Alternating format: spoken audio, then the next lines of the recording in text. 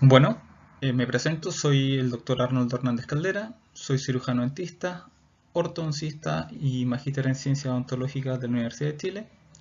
Soy académico de la Facultad de Medicina y Facultad de Odontología de la Universidad de Chile.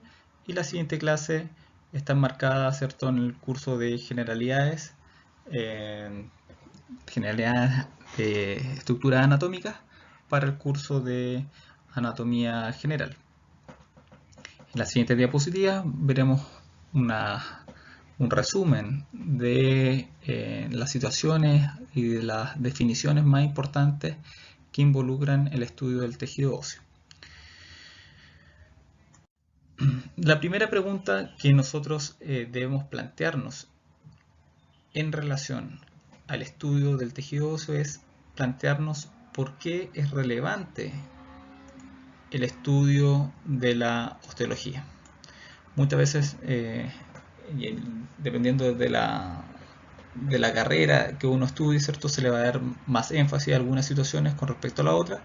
Sin embargo, existen factores comunes y características comunes al estudio del tejido óseo y de la osteología, que va más allá de la carrera con el énfasis que se quiera dar a cada una de estas materias, y por eso es importantísimo y es relevante, porque en gran parte del quehacer clínico de las distintas áreas de las ciencias de la salud va a estar implícito el estudio de los huesos, ¿cierto? Y evidentemente el estudio de los elementos celulares que dan vida y que permiten conocer completamente cuál es el comportamiento de los huesos, de las piezas óseas y del esqueleto.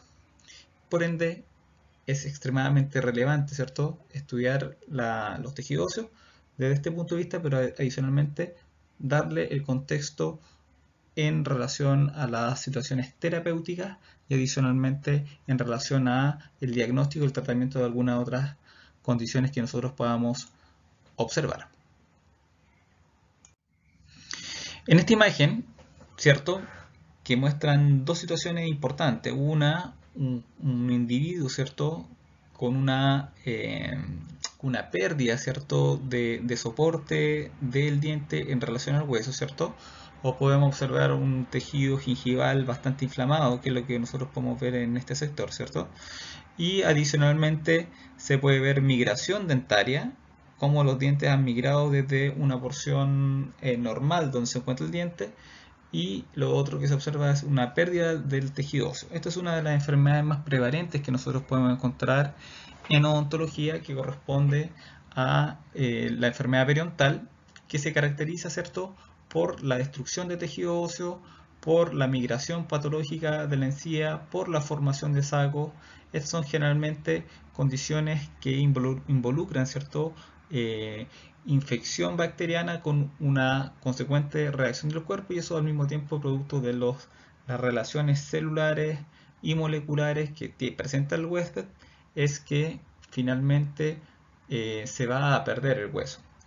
Esta pérdida del hueso determina en cierto sentido, ¿cierto?, que se expongan las raíces, y evidentemente como se afecta el hueso de la mandíbula y del maxilar, esto también tiene algunas consecuencias desde el punto de vista sistémico. Si yo observo a continuación la radiografía, que es la que se encuentra en la parte inferior de la diapositiva, podemos ver un paciente probablemente adulto, desdentado parcial, ¿cierto?, donde se han perdido dientes, no hay ausencia, ¿cierto?, de dientes. Hay al mismo tiempo una migración. Muchas veces, por ejemplo, este diente que estoy cerrando aquí ha migrado desde su posición normal, producto de esta enfermedad periodontal. Entonces esto es lo normal que yo puedo, o sea, no es lo normal, es la imagen característica de un paciente que ha presentado enfermedad periodontal. Por lo tanto, las reacciones o lo que uno puede pensar como algo un poco lejano desde el estudio de la anatomía, sí tiene un correlato con lo que nosotros podemos observar clínicamente, y sobre todo en un paciente o en una de las condiciones con mayor prevalencia a nivel mundial, como en la enfermedad. ¿Cómo se resuelve esto? La pérdida de dientes. ¿Se resuelve, cierto, con la instalación? Bueno, se puede hacer con prótesis y las prótesis, si que el paciente presenta las condiciones económicas y evidentemente las condiciones terapéuticas que se necesitan, es posible instalar elementos en el hueso que corresponden a implantes óseo integrados. Estos implantes óseo integrados van directo en el hueso, ¿cierto? Va a depender de las características del hueso, ¿cierto? Y va a depender de las condiciones del paciente y de las características anatómicas propiamente tal de la mandíbula, la ubicación del implante y cuáles son las maniobras terapéuticas que yo necesito para poder instalar un implante.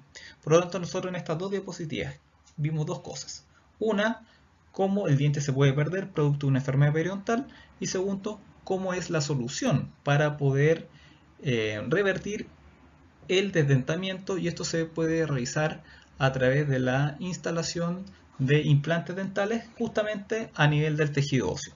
Por lo tanto, en las siguientes diapositivas nosotros vamos a ver cuáles son los elementos celulares que van a permitir que ese implante efectivamente se oseo-integre y cuáles son las características histológicas adicionales en que yo puedo ver a nivel de una mandíbula o a nivel del maxilar y que al mismo tiempo se replican en otras piezas óseas, y fundamentalmente vamos a describir lo que es el hueso compacto, que es por ejemplo lo que yo puedo observar en ese punto que yo acabo de dibujar, o cómo es la configuración del hueso esponjoso, que es lo que yo acabo de encerrar acá.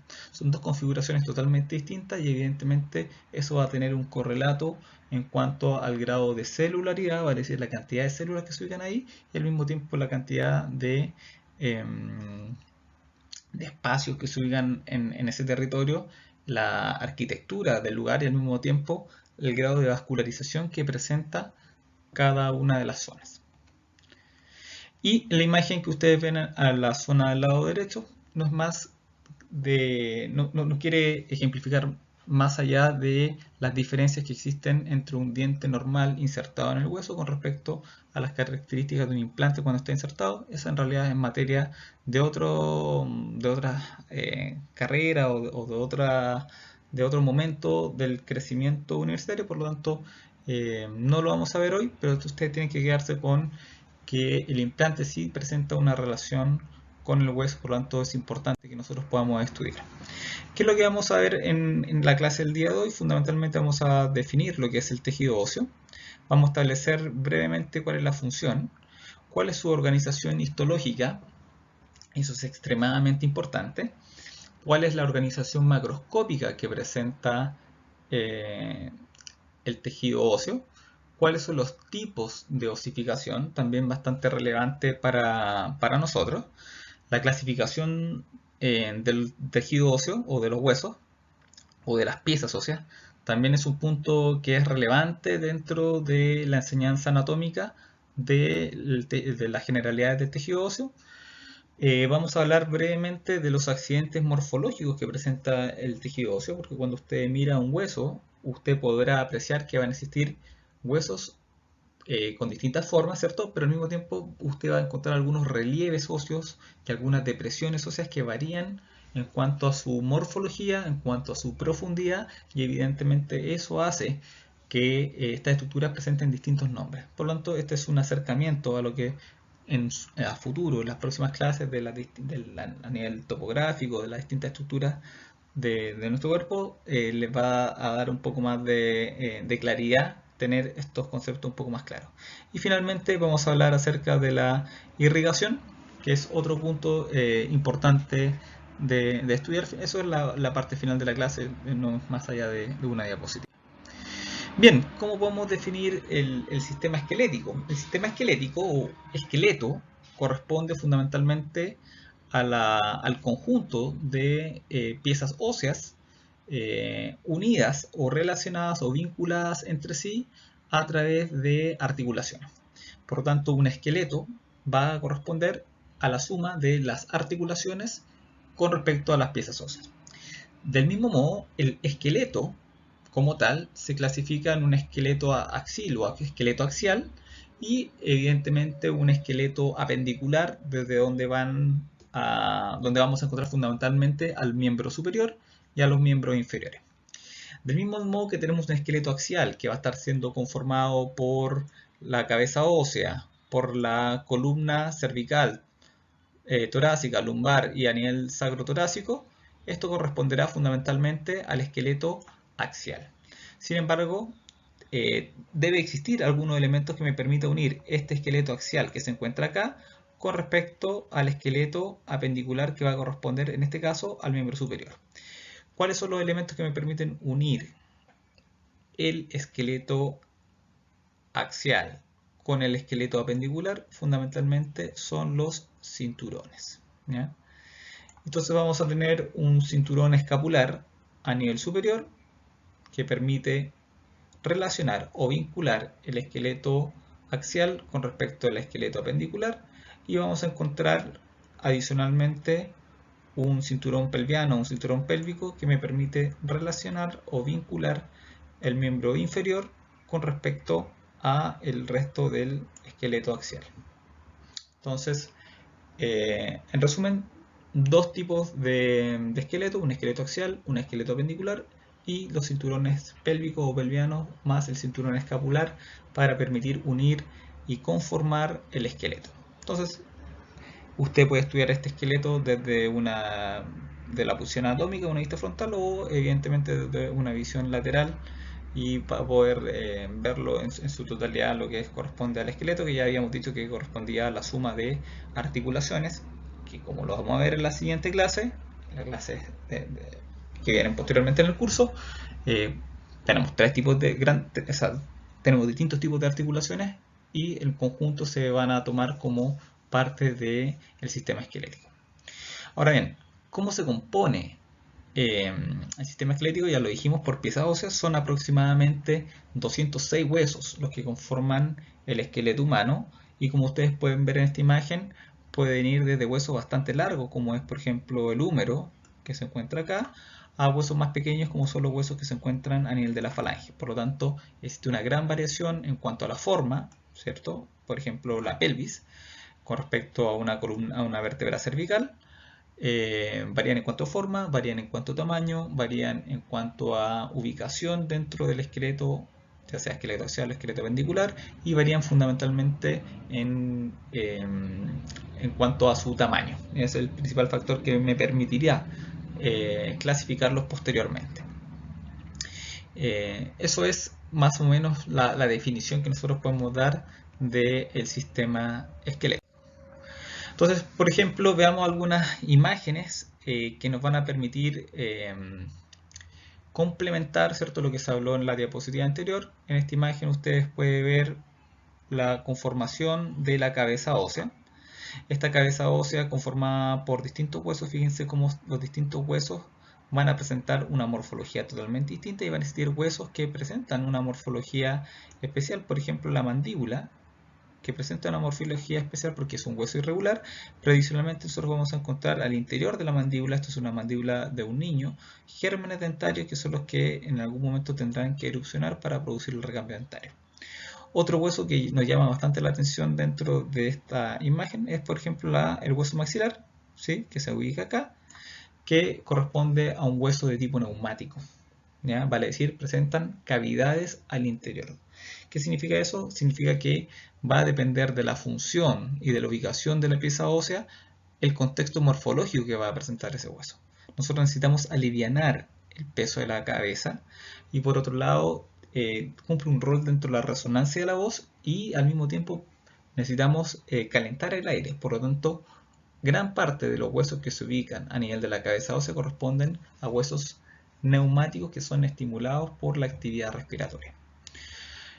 ¿Qué otro elemento interesante de esta diapositiva es, por ejemplo, lo que nosotros podemos ver en esta imagen, ¿cierto? La imagen de mano izquierda, ¿cierto? La conformación de las costillas con esa distribución metamérica y su continuación con los cartílagos costales para ayudar a conformar parte de la barrilla costal. Esto es interesante porque estos elementos lo que están haciendo es conformar una verdadera cavidad de protección de órganos mucho más nobles como es el corazón y el pulmón. Por lo tanto, la forma también va a ser distinta con respecto a la forma que nosotros vamos a encontrar a nivel de los huesos del cráneo, y esto va a estar vinculado específicamente por la función que ellos presentan. Otro elemento, por ejemplo, que es importante analizar es la imagen que nosotros vemos en la porción más inferior, que es el cambio morfológico que va a presentar la estructura ósea. El hueso es un tejido vivo, por lo tanto es un tejido que va a ir cambiando dependiendo de los requerimientos funcionales. Y no solamente eso, sino que va a ser modificado cuando los requerimientos funcionales al mismo tiempo se ven alterados. En este caso, lo que nosotros vemos es una mandíbula de un recién nacido, ¿cierto? Que es una mandíbula bastante pequeña, ¿cierto? Con todos sus hitos anatómicos poco desarrollados, con gran parte de los dientes que se ubican, que están recién formándose, por lo tanto se ubican al interior de la mandíbula. En la imagen que sigue vemos una mandíbula de un adulto, con sus dientes ya erosionados, ¿cierto? Con su morfología característica de un adulto, vale decir, con un proceso cronoides, con un proceso condilar, con el proceso alveolar que va a estar vinculado a la erupción de dientes, ¿cierto? Y en este caso, esa es la morfología que nosotros encontramos en un adulto, por lo tanto es muy distinta a la morfología mandibular en un recién nacido con respecto a la morfología mandibular que nosotros encontramos en un adulto. Y finalmente, en la última imagen, ¿cierto? Es o corresponde a una mandíbula de un paciente desdentado. O sea, la morfología va en directa relación con el proceso de crecimiento y desarrollo por un lado, y adicionalmente va a estar vinculado a los requerimientos funcionales. Y finalmente la última imagen que nosotros podemos ver corresponde a una imagen de una base de cráneo, y en la base de cráneo nosotros podemos ver, ¿cierto? Un cambio también en cuanto a la morfología, engrosamiento de algunas regiones, ¿cierto? Y presencia de forámenes, de orificios. ¿Por qué? Porque en esa zona que corresponde a la base de cráneo es el punto de salida y de entrada de elementos que van hacia la cara o elementos que están llegando hacia a nivel endocraneal, ¿cierto? Y fundamentalmente corresponden a la salida de nervios craneales y de estructuras vasculares que están ya sea ingresando hacia el endocráneo o en definitiva están saliendo. Por lo tanto, la morfología también va a variar. No siempre vamos a tener huesos planos como por ejemplo el hueso coxal, sino que en algunas otras ocasiones vamos a tener huesos irregulares, ¿cierto? Y más aún, son huesos que se encuentran perforados, y al mismo tiempo estos huesos van a estar relacionándose o vinculándose entre sí. No necesariamente la articulación o la forma en que se relacionan dos huesos va a ser con una relación de movilidad, como ocurre por ejemplo en alguna articulación móvil. Muchas veces la relación entre dos piezas óseas son relaciones que son bastante estables y con muy poco movimiento, como es lo que nosotros podemos ver por ejemplo en una base de cráneo. Otra imagen, ¿cierto? Para ejemplificar lo mismo, la conformación de la órbita. Fíjense cómo los distintos huesos se agrupan para conformar estructuras de mayor relevancia, como es por ejemplo la órbita. La órbita, fíjense cómo está conformada por una serie de piezas óseas que están conformando la cabeza ósea. Por lo tanto, la morfología, y ustedes en estas pocas diapositivas pudieron ver cómo va variando la morfología en el territorio anatómico, dependiendo de, evidentemente, de la función y que se le esté dando a la estructura de la cual forma parte cada una de las piezas óseas. Imagen radiográfica, ¿cierto? Fíjense que en esta imagen radiográfica lo que nos está mostrando fundamentalmente desde superior hacia inferior, como muestra la flecha que les acabo de dibujar, nos está reflejando cómo es la evolución, ¿cierto?, de una pieza ósea desde una etapa inicial de crecimiento y desarrollo hasta una etapa de consolidación que corresponden a las estructuras que se ubican en la porción más inferior. Por lo tanto, esto es similar a lo que habíamos visto anteriormente. En cuanto a la mandíbula, significa que los huesos largos también se van a ir modificando, y van a ir modificándose. ¿Por qué? Porque los huesos largos van a estar conformados, como ya lo veremos, por una estructura central llamada epífisis y por unas estructuras laterales llamadas diáfisis, y que evidentemente esas estructuras se encuentran separadas por una estructura, ¿cierto?, un cartílago que permite el crecimiento en longitud, ¿ya? A medida que nosotros vamos creciendo, ese cartílago va desapareciendo, ¿ya? Eso anatómicamente recibe el nombre de metáfisis, y es lo que permite el crecimiento en longitud del hueso, ¿ya? Entonces, la morfología ósea también va a depender de el fenómeno de evolución que presente un individuo. Y finalmente, para ejemplificar otra situación en relación a la morfología, fíjense, esto que está acá corresponde fundamentalmente a piezas óseas que corresponden o que van a estar conformando parte de los huesecillos del oído medio, ¿ya? El malleus, el incus y el estapedio, ¿cierto? Son estructuras pequeñísimas. Están al interior de otro hueso que corresponde al hueso temporal y son piezas óseas, o sea, están conformados por tejido óseo, hay osteoblasto, hay osteocitos, hay osteoclastos y que evidentemente van a ir, como es un tejido óseo, van a ir remodelándose. Por lo tanto, un hueso puede ser tan pequeño como un huesecillo del oído y al mismo tiempo puede ser tan largo como es, por ejemplo, un fémur. La constitución histológica va a ser relativamente similar, o sea, vamos a encontrar, como lo veremos más adelante, tejido esponjoso, tejido compacto y los distintos tipos celulares que conforman el tejido óseo. En cuanto a la función, que era otro tema del temario que hemos visto en las primeras partes de la diapositiva, vamos a mencionar que el tejido óseo en general presenta 4 grandes funciones. Una es la función de protección. Esta función de protección va a estar dada fundamentalmente, o es lo que permite, ¿cierto?, que las estructuras se organicen para, dependiendo de la ubicación anatómica, conformar cavidades de mayor tamaño y proteger órganos nobles. ¿Cuál es un ejemplo de protección? Por ejemplo, lo que es la conformación del sistema vertebral, en donde en el sistema vertebral existe una conformación tubular, un espacio que va a estar o va a permitir alojar a la médula espinal. Por lo tanto, protección de órganos nobles. Lo mismo ocurre a nivel del tórax, protección de órganos nobles, y lo mismo va a estar ocurriendo a nivel del cráneo. El cráneo lo que permite es, o la conformación del cráneo, en definitiva, permite aislar un órgano noble imprescindible para la vida, como es el sistema nervioso central, ¿sí?, específicamente el encéfalo. Además, dentro de las otras funciones que presenta el esqueleto o las piezas óseas articuladas, corresponde al sustento.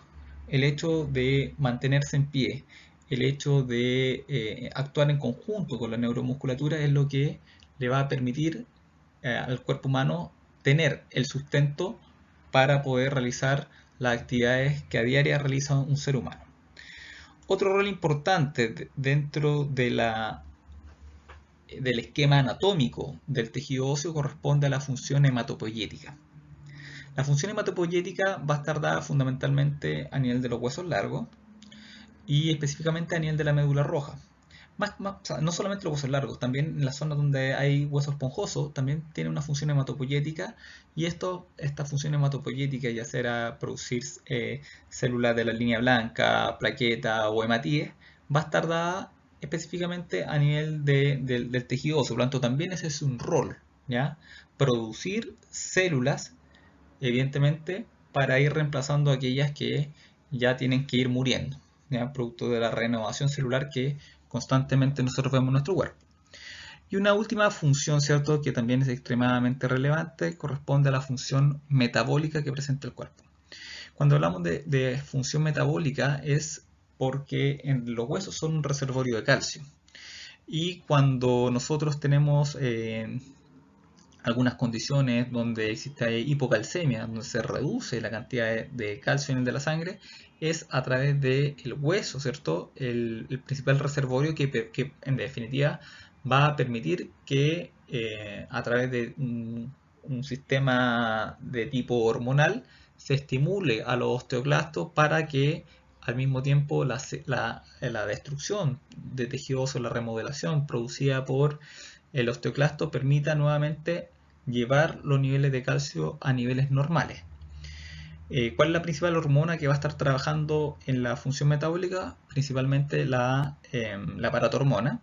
La paratormona va a cumplir un rol tanto a nivel del estímulo del osteoclasto directo a nivel de las piezas óseas, y al mismo tiempo va a cumplir un rol en el estímulo, ¿cierto?, de la vitamina D para modificar, ¿cierto?, modificarla molecularmente, y que eso a nivel del intestino permita una mayor absorción de calcio.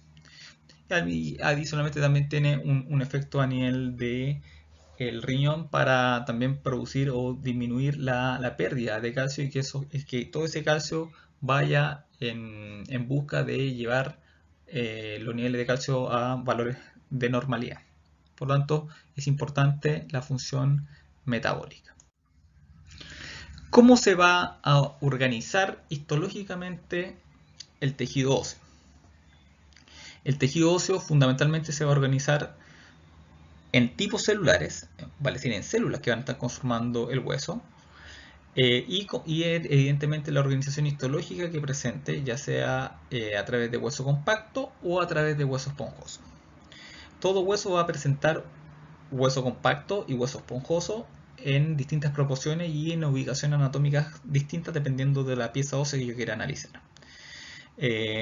Fundamentalmente el hueso compacto corresponde a una organización en donde la matriz ósea o el tejido óseo propiamente tal está íntimamente vinculado, ¿cierto? La celdilla ósea que produce evidentemente el osteocito, cada una de estas matrices óseas está muy vinculada con respecto a la otra, por lo tanto no existen espacios entre una laminilla ósea y otra, por lo tanto el grado de celularidad que existe en el tejido compacto es mucho menor, y al mismo tiempo el nivel de vascularización es mucho menor con respecto a un hueso esponjoso, en donde las laminillas óseas están mucho más separadas, y esa separación de la laminilla ósea va a determinar la conformación de pequeñas cavidades, y en esas cavidades evidentemente acúmulo de elementos celulares, acúmulo de sangre, ¿cierto?, de médula ósea, y que evidentemente hace que el grado de celularidad y el grado de vascularización sea distinto entre un hueso compacto y un hueso esponjoso. En cuanto a los tipos celulares que yo voy a encontrar a nivel de el tejido óseo, fundamentalmente voy a encontrar eh, osteoblastos, que son las células encargadas de secretar la matriz ósea. Y esta matriz ósea, una vez que el osteoblasto la sintetiza, tiene que calcificarse, ¿cierto? Se secreta proteínas, ya dependiendo, porque su perfil, digamos, genético está determinado a una síntesis de una matriz. Una vez que se calcifica, este osteoblasto queda atrapado dentro de esta matriz, y cuando ocurre eso, este tipo celular cambia de nombre y pasa a llamarse osteocito. Por otro lado, existen otros tipos celulares, que son los osteoclastos, que derivan específicamente de otra línea celular distinta a la línea osteoblástica, que corresponden a los osteoclastos, que son los encargados de producir la degradación del tejido óseo. Ahora bien, la presencia o la degradación de matriz ósea por parte del osteoclasto al mismo tiempo va a determinar un estímulo para los osteoblastos para que secreten matriz ósea. Por lo tanto, existe un vínculo y una relación interdependiente entre el osteoclasto y el osteoblasto, que lo vamos a ver en una siguiente diapositiva. Este es otro ejemplo, ¿cierto? El tratamiento de ortodoncia convencional, un tratamiento de ortodoncia en este caso sobre un niño fisurado. Por eso ustedes ven ausencia de dientes, porque es un niño que generalmente no presentan dientes a nivel de las fisuras. También se basa en lo que nosotros habíamos hablado, ¿cierto? Degradación y al mismo tiempo estímulo óseo. Degradación hacia la zona donde yo hago fuerza con el movimiento dentario, con una cadena, con un resorte, y al mismo tiempo reabsorción hacia el lado contrario. Por lo tanto, el tratamiento ortodóntico se basa fundamentalmente se basa en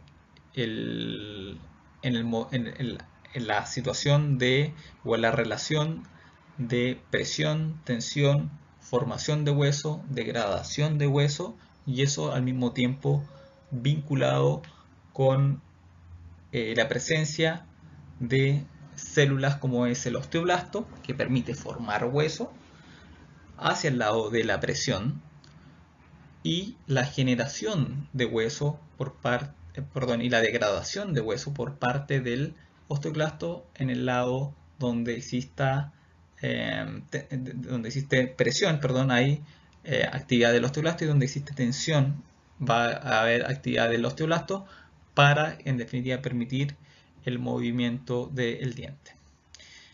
No quiero entrar en detalles con esta situación, pero ustedes tienen que saber ya que la instalación de implantes, enfermedades que afectan en gran prevalencia a la cavidad oral como la enfermedad periodontal, y tratamientos como es el tratamiento de ortodoncia, se basan o exige un conocimiento importante de los tejidos blandos y al mismo tiempo del tejido óseo.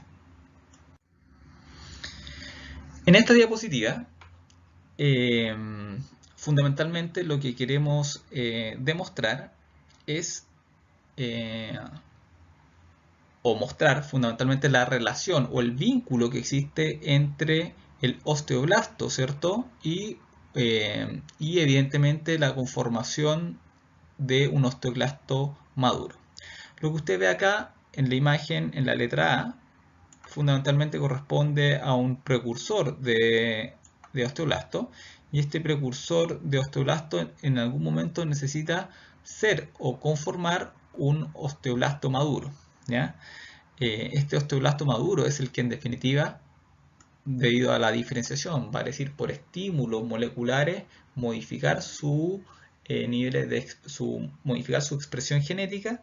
Al modificar su expresión genética, trae como consecuencia que se expresen ciertos genes, y al mismo tiempo, aparte de expresarse, se tendrán que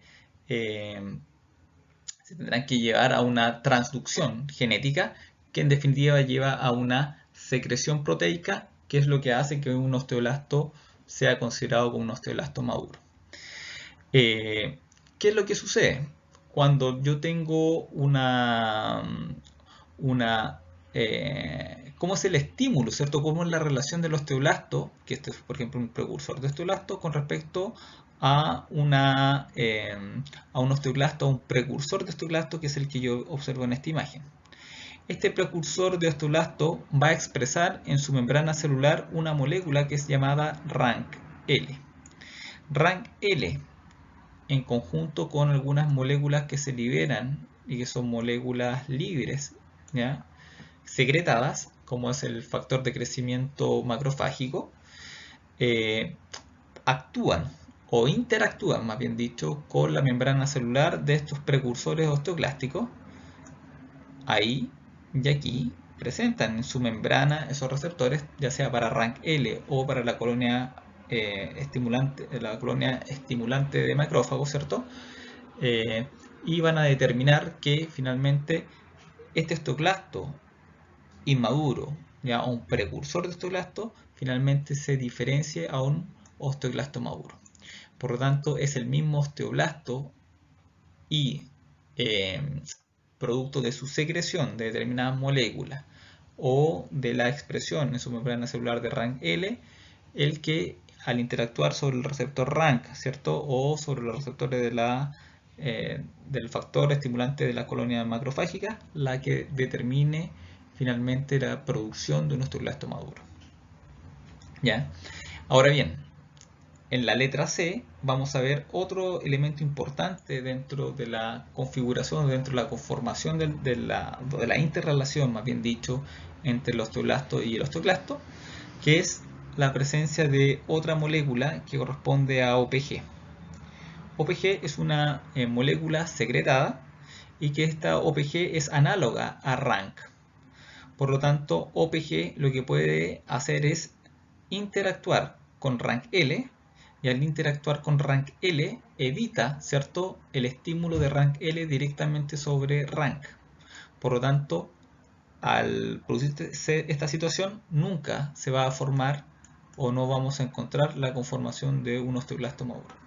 Por lo tanto, en realidad, cuando uno quiere observar si existe una zona de resorción o una zona de aposición, es importante estudiar la relación de rank L con OPG, que es lo que me va a dar o lo que me va a decir finalmente si existe una zona de resorción, porque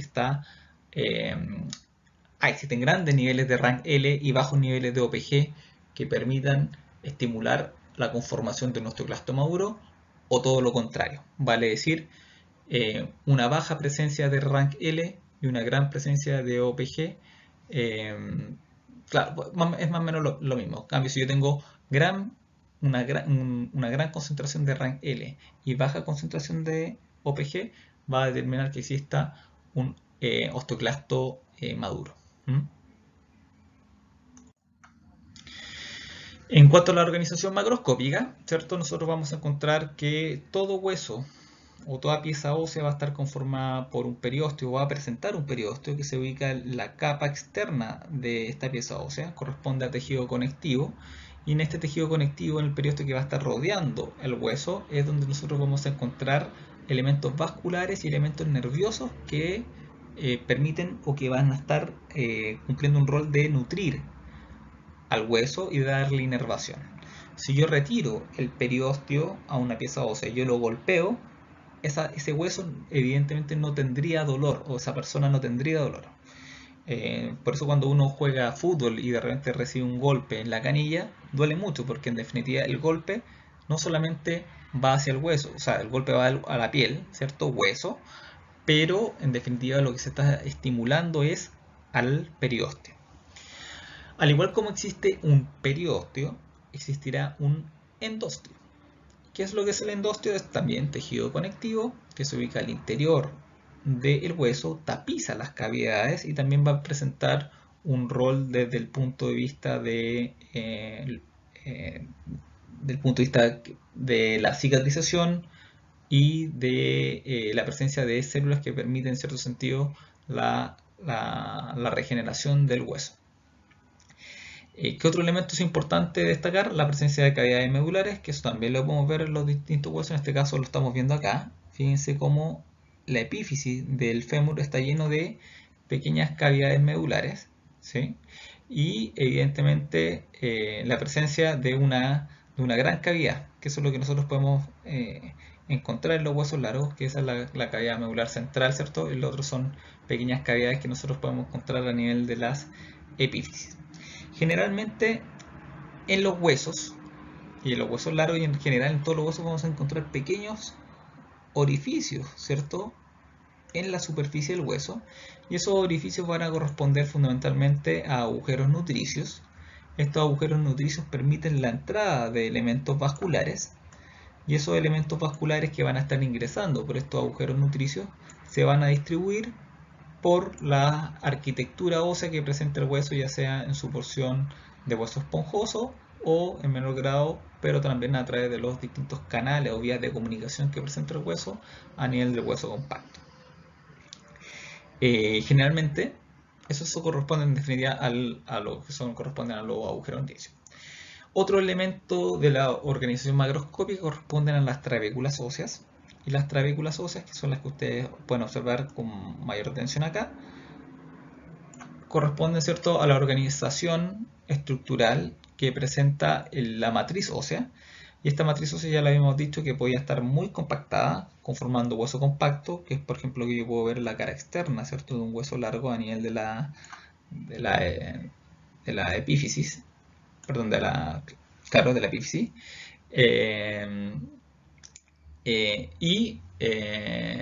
Fíjense cómo en definitiva van a estar muy unidos o vinculados una laminilla ósea con respecto a la otra, ¿ya? Ahora, ¿de qué depende de esta organización, de esta estructura que nosotros vemos, por ejemplo, aquí en la cabeza del fémur? Depende fundamentalmente va a depender fundamentalmente de los estímulos que existan sobre el hueso. En este caso es un fémur, por lo tanto la organización que tiene va a estar en directa relación sobre las fuerzas que está recibiendo el fémur. Por lo tanto, toda la organización estructural va a presentar esa disposición longitudinal que en definitiva permite que el fémur se adapte a la posición bípeda. Eso es lo que nosotros conocemos con el nombre de líneas trayectoriales. Una imagen, ¿cierto? Tanto de una pieza ósea como de la misma pieza ósea, pero en una placa radiográfica. Y fíjense cómo en la placa radiográfica, así como en el corte del hueso, nosotros vemos específicamente la organización que presenta el hueso. Vale decir, el hueso se adapta a la función, en este caso a las fuerzas que se producen producto de el ponerse de pie, producto de la función que es caminar, saltar y todo lo que nosotros podemos hacer con respecto a nuestros miembros, ¿ya? Por lo tanto, la morfología ósea va a depender de la función. Y esto que acabamos de decir, no solamente se observa en los huesos largos, específicamente en el fémur, nosotros también lo podemos ver a nivel de la cabeza ósea. Y esto va a estar estrechamente vinculado con la función masticatoria del sistema masticatorio y vinculado, ¿cierto?, con la transmisión de fuerzas que se producen desde los dientes hacia los pilares óseos del cráneo para que puedan transmitir eficientemente las fuerzas. Por lo tanto,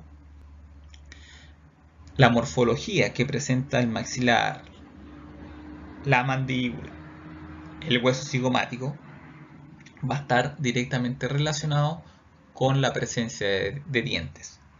Si un diente se pierde, evidentemente la transmisión de las fuerzas se va a ver alterada y con eso claramente la morfología se va a ver modificada.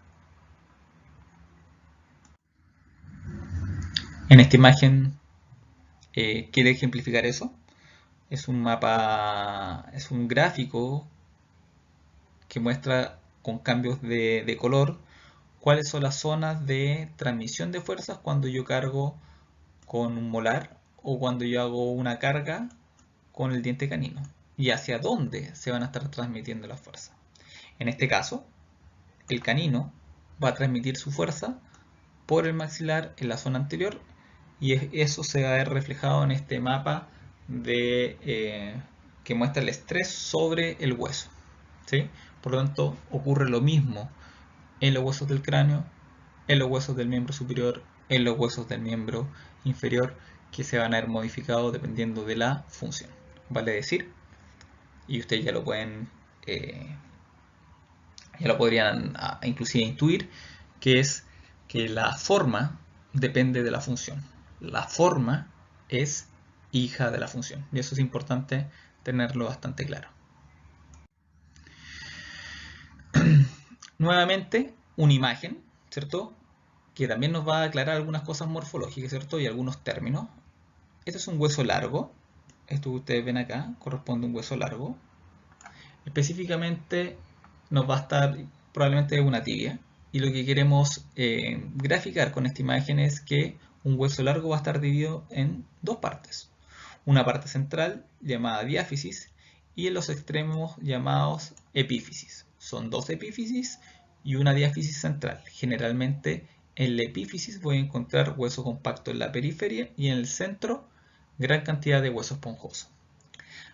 En cambio, en la diáfisis corresponde prácticamente a un hueso con su laminilla ósea íntimamente relacionada y vinculada, hueso compacto, ¿cierto? Y la zona central, el canal medular donde voy a encontrar la médula ósea, ¿sí? Y en esta imagen, fíjense, que es también bastante bonita, nos muestra cómo es la organización histológica del hueso compacto conformando osteonas, ¿cierto? Y fíjense cómo esas osteonas dejan o conforman pequeños canales que son los que permiten la comunicación de una región anatómica con respecto a la otra, y por ahí evidentemente van a estar viajando elementos vasculares, ya sea de tipo arteriales, venosos y al mismo tiempo estructuras nerviosas que se encuentran al interior del hueso y que permite evidentemente que ese tejido se mantenga vivo. En relación a a la osificación, nosotros vamos a encontrar tres tipos de osificación. Una, que es la osificación directa. Dos, la osificación indirecta. Y tres, la osificación periostal. Vamos a partir por la osificación periostal. La osificación periostal va a estar dada fundamentalmente por el periósteo. Al interior del periósteo existen células madres y células osteoprogenitoras, que son las que en definitiva permiten que el hueso o la pieza ósea vaya creciendo en grosor.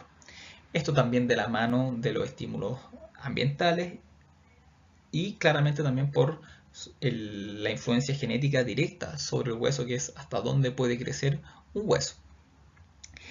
Recordad que la información de crecimiento de un hueso en general es una mezcla entre información genética, pero al mismo tiempo información que va a estar dada por el tejido que va a estar vinculado a esa pieza ósea. Vale decir, la musculatura, las arterias o los componentes articulares son elementos importantes que me van a determinar en definitiva cuál es la morfología final de ese hueso. Y en cuanto a la osificación directa y a la osificación indirecta, es bastante fácil la definición. La osificación directa es aquella en la cual el tejido mesenquimático embrionario pasa directamente o modifica su patrón de expresión génica y pasa a conformar un tejido, modifica su patrón de expresión génica y pasa a ser un tejido de tipo óseo. ¿Por qué? Porque su célula viró y modificó su patrón de expresión y pasó a ser una célula de tipo osteoblástica, ¿ya? Esto donde nosotros nos encontramos fundamentalmente a nivel de la calvaria y a nivel de los huesos de la cara. O sea, los huesos de la cara son huesos de osificación directa, en donde el paso de tejido mesenquimático hacia tejido óseo es directo, ¿ya? Por lo tanto, esta osificación directa es también llamada osificación de tipo membranosa. Y finalmente, la osificación indirecta, que es aquella osificación que nosotros vamos a encontrar a nivel de los huesos largos.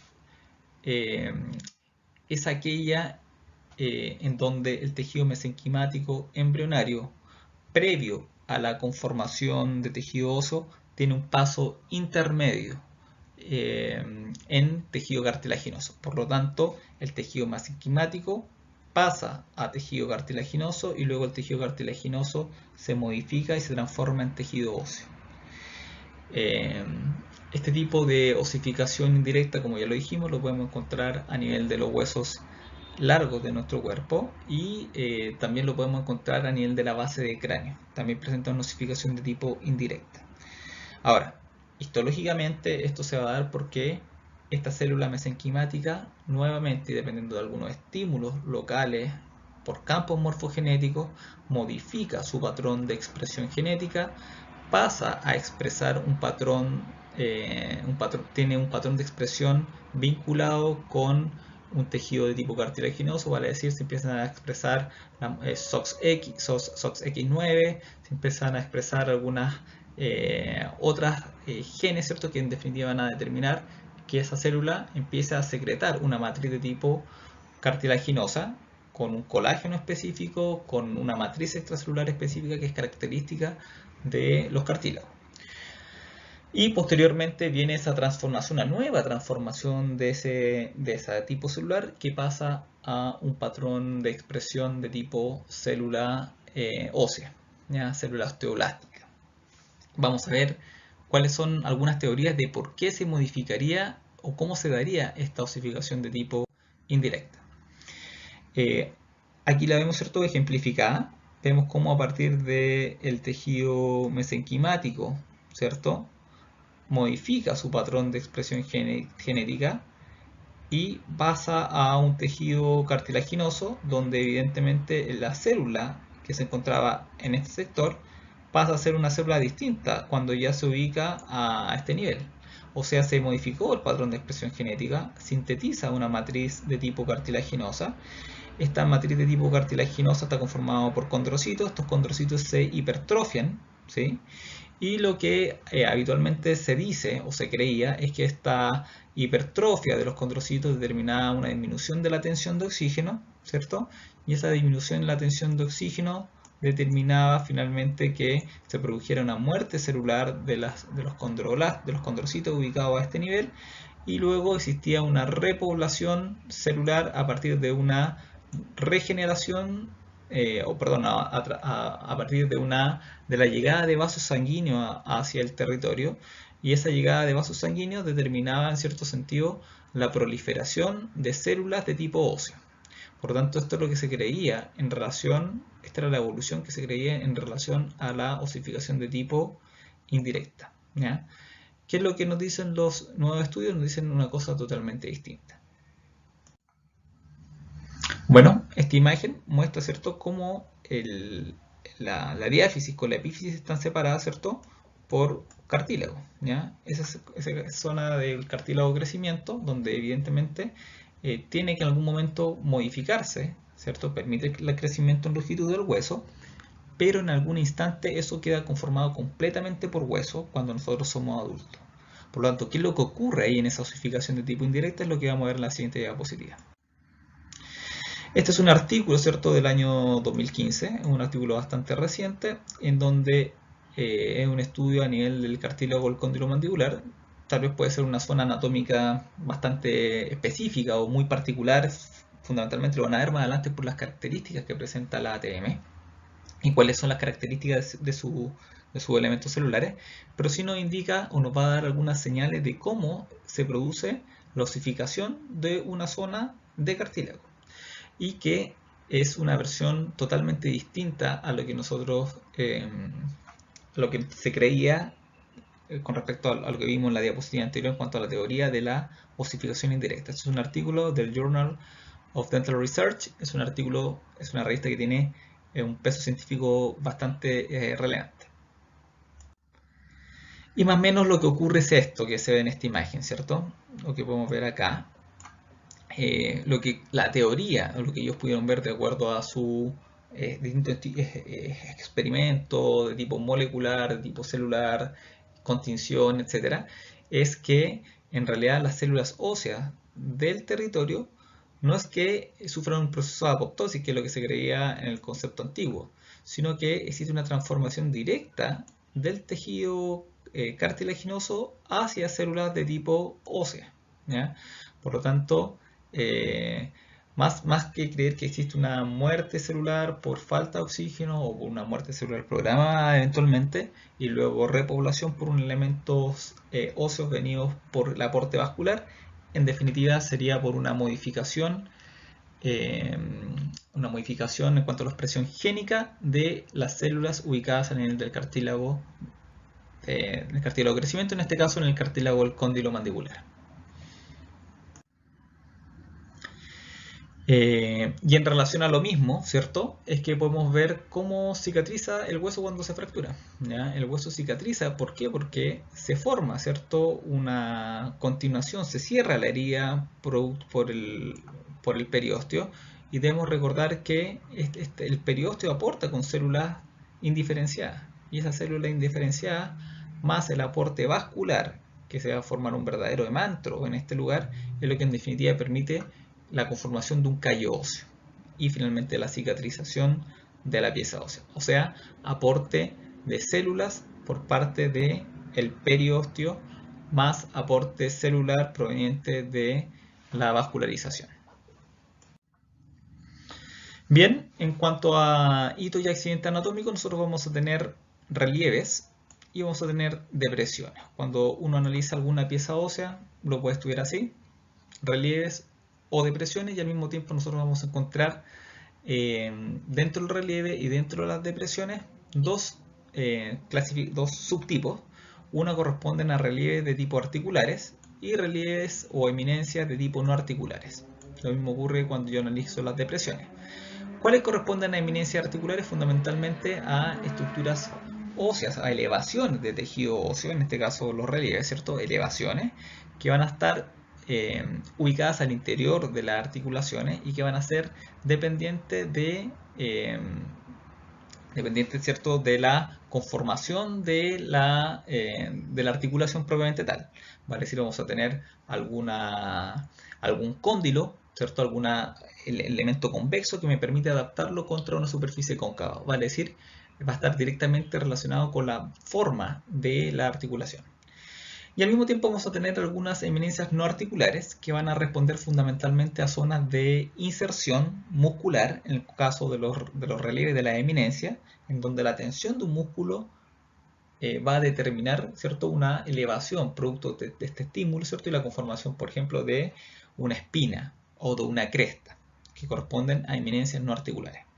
En cuanto a las depresiones, es similar, depresiones en cavidades articulares y depresiones en cavidades no articulares. ¿Cuándo voy a encontrar una depresión en una cavidad no articular? Una depresión en una cavidad no articular, por ejemplo, la puedo ver por el viaje, por ejemplo, en la base de cráneo, en el viaje, ¿cierto?, de los elementos nerviosos que se conformaron desde el punto de vista embriológico y posteriormente la conformación de la base de cráneo. Vale decir, el hueso se formó posterior a la presencia de los elementos nerviosos, por lo tanto van a quedar pequeños orificios. En este caso sería una depresión de tipo no articular, ¿ya? Que es lo que vamos a ver, cuáles son todos los términos que ocupamos anatómicamente para referirnos, ¿cierto?, a una depresión o a algún relieve.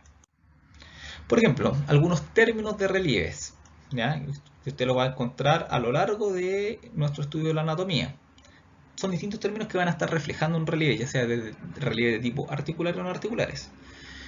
El término cabeza, cóndilo, epicóndilo, tróclea, trocánter, tubérculo, tuberosidad, protuberancia, eminencia, proceso, espina, línea, cresta, son algunos términos en los cuales yo voy a estar refiriéndome a relieves. Si yo miro esta imagen, por ejemplo, en la mandíbula, ¿qué voy a encontrar? Un proceso coronoides, un proceso condilar, una línea oblicua, ahí yo encuentro la mandíbula, un proceso alveolar en relación a los dientes, o en el efenoides, por ejemplo, el proceso pterigoides, ¿ya? La espina del efenoides es otro elemento que es un sobrelevantamiento, y así yo me voy encontrando con distintos elementos, ya sea relieves, ya sean eminencias articulares o no articulares. Por ejemplo, otro elemento que voy a encontrar aquí en el efenoides, por ejemplo, es el proceso etmoidal, o por ejemplo, la cresta esfenoidal que se ubica en la zona media del cuerpo del efenoides, ¿ya? Son elementos que van a ser relieves y que se encuentran dentro de la conformación, dentro de los hitos anatómicos que vamos a ir estudiando. Depresiones, ¿cierto?, corresponden a elementos, ¿cierto?, a pequeñas cavidades, a pequeños surcos que nosotros vamos a ir encontrando en las distintas estructuras anatómicas y que van a estar respondiendo también a una situación estructural de tipo genética, sumado a estímulos, digamos, musculares o la presencia de algunos elementos vasculares. Por ejemplo, ¿cuáles son elementos que van a reflejar una depresión? El término surco, canal, fóvea, fosa, fosita, seno, celdilla, antro, foramen, foramina, agujero nutricio y el término incisura reflejan hitos anatómicos de una depresión, ¿ya? En este caso, estamos viendo, por ejemplo, un surco, ¿cierto? En esta imagen de la base de cráneo, estoy viendo un surco vascular que queda reflejado a nivel de la base de cráneo. Este surco vascular corresponde a un surco que va a estar siendo dejado por la arteria meningia media. Por lo tanto, aquí, en esa pequeña depresión, vamos a ocupar el término surco, ¿ya? Vamos a ir viendo la diferencia entre un surco y un canal, ¿ya? Un surco, un canal y un conducto, que eso lo van a ver probablemente en la clase de generalidad anatómica en la primera parte. En esta otra imagen, por ejemplo, esto es una imagen de la fosa ptericopalatina. Yo puedo observar aquí un pequeño foramen, ¿ya? En este caso el foramen esfenopalatino, o la presencia de una incisura, ¿ya? Incisura orbitaria inferior, ¿ya? Entonces son distintos términos que nosotros vamos a encontrar en relación a los dígitos anatómicos que uno habitualmente estudia. Bien, dentro de la clasificación, eh, habitualmente nosotros podemos clasificar los huesos según su forma, que es la clasificación más común que nosotros vamos a realizar y la que más vamos a ocupar dentro del curso, en la cual los huesos se pueden ser clasificados en huesos largos, huesos planos, huesos cortos y huesos irregulares. Esa es la clasificación según forma. Y como ya les dije, es la clasificación más utilizada. Otra clasificación que nosotros ocupamos, ¿cierto? Es la clasificación según número. Es una clasificación que ocupamos evidentemente mucho menos, que es la clasificación de huesos numerarios y huesos supernumerarios. En general, una clasificación que no ocupamos mucho, pero sí es importante conocerla, ¿ya? Huesos supernumerarios, ¿por qué? Porque existen huesos que pueden crecer, o formaciones óseas que pueden crecer en espesor de muchos tendones y que son adicionales a la fórmula normal de los huesos que puede presentar un individuo en cuanto a su norma, ¿ya? Y en ese caso se consideraría un hueso supernumerario, ¿ya? Otra clasificación que nosotros vamos a encontrar es en relación a la ubicación, ¿ya? Y en relación a la ubicación nosotros vamos a encontrar una clasificación el tejido óseo, como ya lo vimos inicialmente, en un esqueleto axial o en un esqueleto apendicular, ¿ya? O sea, van a existir huesos que forman parte del esqueleto axial y otros huesos que van a estar formando parte del esqueleto apendicular, ¿ya? Y otras subclasificaciones o otro tipo de clasificación que nosotros podemos encontrar, por ejemplo, son los huesos sesamoideos, que generalmente se consideran al mismo tiempo como huesos cortos y al mismo tiempo son considerados como huesos supernumerarios, ¿ya? ¿Cuál es la característica de los huesos sesamoideos? Sesamoideos son formaciones óseas pequeñas y que sí van a estar creciendo en el espesor de estructuras tendinosas, ¿ya? Eso en relación a los huesos sesamoideos. Y otra clasificación corresponde a lo de los huesos neumáticos, ¿ya? Los huesos neumáticos son aquellos huesos que presentan una cavidad en su interior, cuya función es calentar aire, cuya función es disminuir el peso de la pieza ósea, eh, y la otra función es actuar como caja de resonancia de la voz. Por lo tanto, son huesos que los vamos a encontrar fundamentalmente a nivel de la cabeza ósea. Un ejemplo de hueso neumático es, por ejemplo, el maxilar. Otro hueso neumático es el esfenoides. Otro hueso neumático es el etmoides. Otro hueso neumático es el hueso temporal. Por ejemplo, el hueso frontal también corresponde a un hueso neumático. Huesos largos. Según la clasificación de la forma, ¿qué caracteriza un hueso largo? Fundamentalmente, el dominio de la longitud por sobre las otras dimensiones del hueso. Eso es fundamental, ¿ya? Va a estar conformado por las epífisis en los extremos, por la diáfisis en la zona central y por la presencia de una metáfisis que corresponde al cartílago de crecimiento, que tiende a desaparecer cuando en un adulto, ¿cierto? Porque ya se produjo el crecimiento en longitud y generalmente deja una pequeña huella la presencia de esa metáfisis que corresponde a la fisis. O sea, la fisis está reflejando, o sea, un rasgo, una línea, una especie de cicatriz de lo que fue en algún momento la metáfisis. Como dato, ¿cierto? Es importante señalar que todo hueso largo va a presentar al interior un canal medular, ¿ya?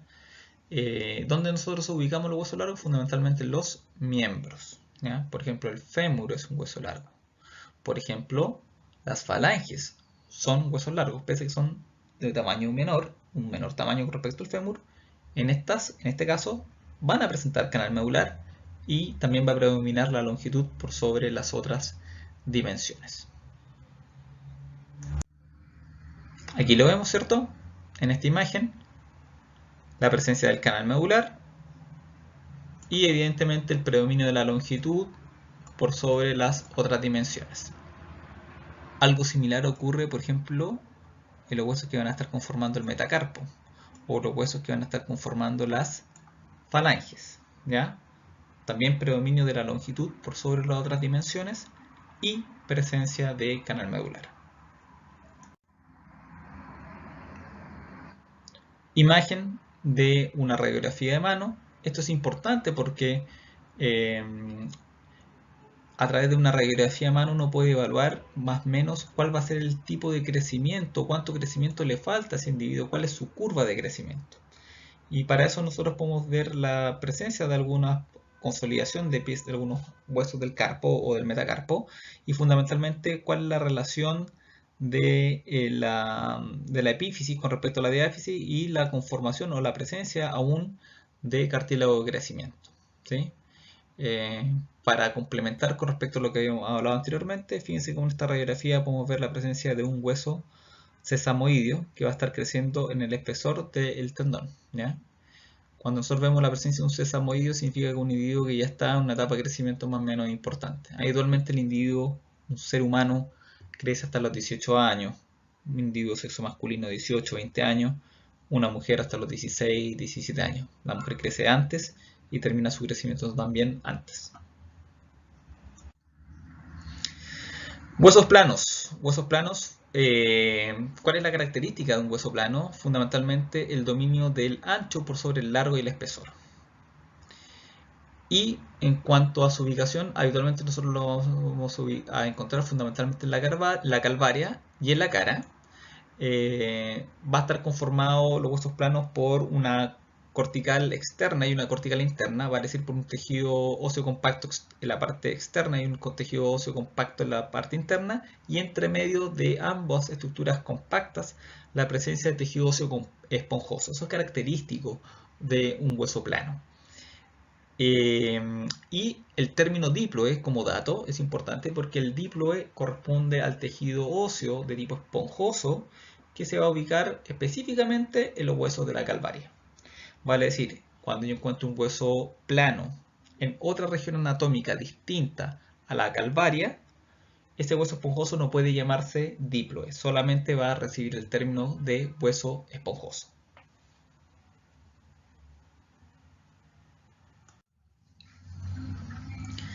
Huesos cortos, también dentro de la clasificación de la forma, no hay predominio de una dimensión por sobre las otras, y es importante establecer que estos se van a ubicar en zonas de alto movimiento y de alto impacto, como es por ejemplo el carpo, ¿ya? Ahí vamos a encontrar gran cantidad de huesos cortos.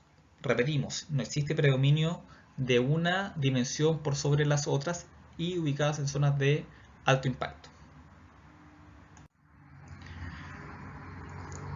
Los huesos irregulares, ¿sí? Huesos irregulares donde no, la forma no responde a un patrón que uno pueda englobarlo dentro de una forma específica. Eh, Existen muchos dentro de la anatomía humana.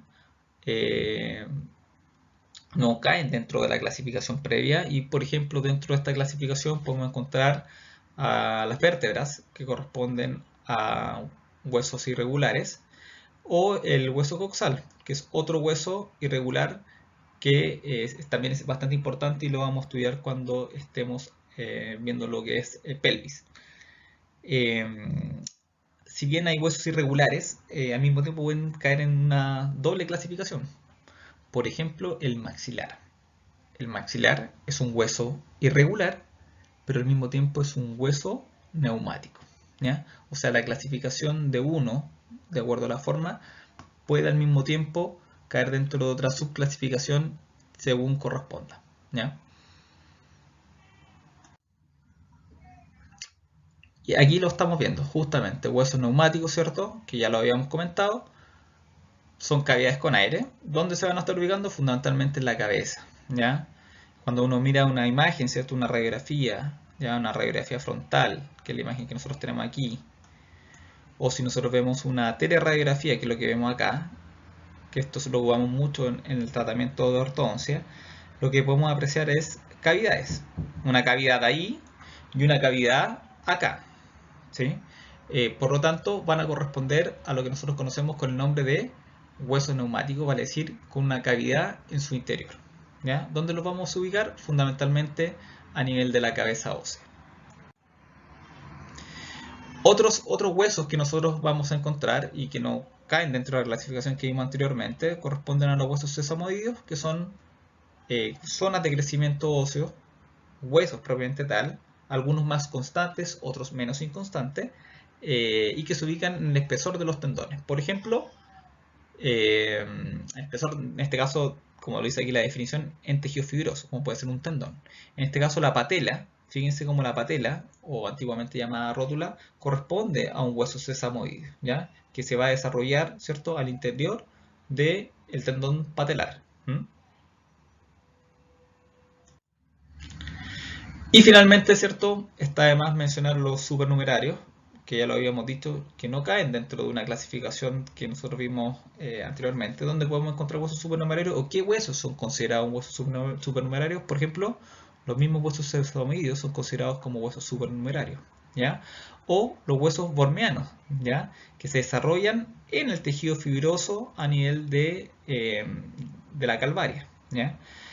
Vale decir, existen pequeñas zonas de desarrollo de tejido óseo al interior de la conformación de la calvaria y que van a ser centros de osificación independiente del hueso que se va a estar desarrollando.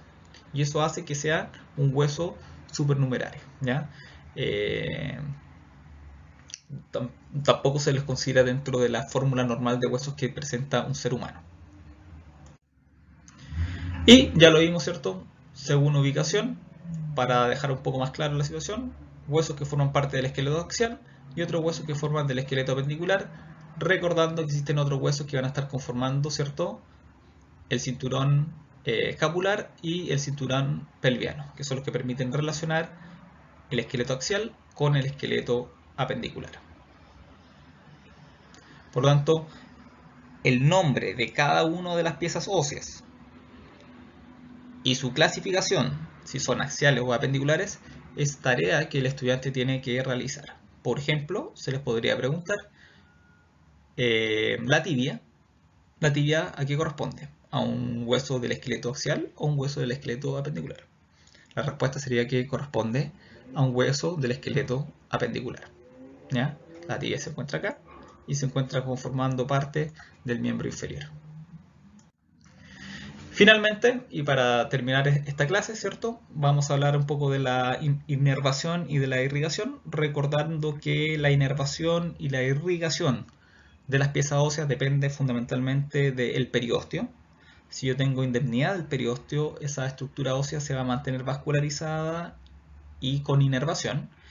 Y recordar que la vascularización de ese periósteo proviene de ramas arteriales que provienen de la vascularización sistémica de un individuo, ¿ya? Y que evidentemente esas ramas arteriales tendrán que llegar hacia el periósteo, inervar y vascularizar el periósteo, pero al mismo tiempo en algún momento tienen que penetrar al interior de la estructura ósea y eso lo realizan a través de las arterias nutricias.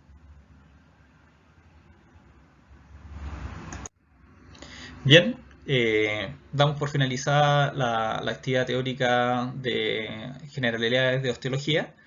Eh, lo importante, ¿cierto? Y como resumen es que el tejido óseo y las piezas óseas responden a distintas formas y presentan patrones comunes como es la formación del hueso, como es el tejido que lo va a estar componiendo y los tipos celulares que al mismo tiempo permiten que el hueso responda, ¿cierto?, a los estímulos funcionales y a los estímulos metabólicos, y al mismo tiempo recordar que cada una de estas piezas óseas en conjunto con los elementos articulares van a estar conformando el esqueleto. Recordar las funciones del tejido óseo y evidentemente hacer un buen resumen de la clasificación, fundamentalmente de la clasificación según las formas, y evidentemente poder identificarlo dentro de un esqueleto axial o de un esqueleto apendicular. Eso sería todo. Muchas gracias. Hasta luego.